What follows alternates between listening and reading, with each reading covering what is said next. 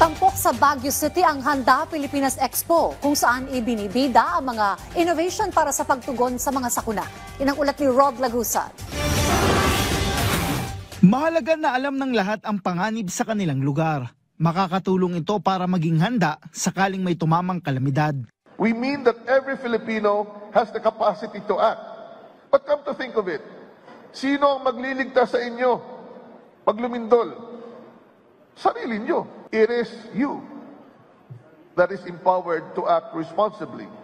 At DOST, we are committed to ensuring that science and technology do not stay in laboratories or research papers. They must reach and be understood by those who need them most. Ito ang binigyang diin ni Science and Technology Secretary Renato Soldom Jr. sa opening ng Handa Pilipinas, na isang exposition tampok ang iba't ibang mga innovation na gawa ng mga local inventor na maaring gamitin ng mga LGU sa pagtugon sa banta ng mga kalamidad. Para sa Luzon Leg, dinala ito ng DOST sa Baguio City, na bahagi ng Cordillera Administrative Region na madalas tamaan ng kalamidad. Gaya na lamang nitong nakaraang habagat at sunod-sunod na mga bagyo na nagdulot ng pagbaha at pagguho ng lupa sa rehiyon. Samantala, patuloy naman ang pag-modernize ng Office of Civil Defense sa mga ipinatutupad itong protocol at system. Kabilang narito ang paggamit sa mga nabuong platform ng DOST gaya na ng Hazard Hunter PH para maging gabay ng mga lokal na pamahalaan sa pagdidesisyon. Nais ng OCD na ang early warning ay maging early action lalo na sa mga komunidad.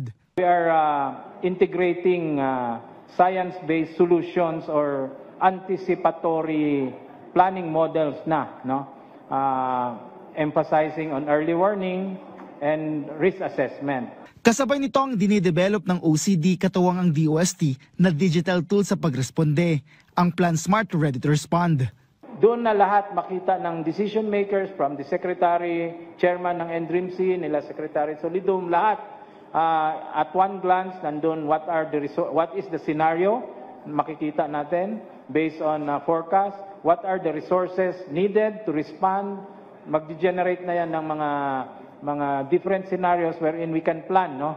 Nakikipag-ugnayan na rin ng OCD sa DBM para sa karagdagang tauhan, kabilang na ang pagkakaroon ng mga technical experts.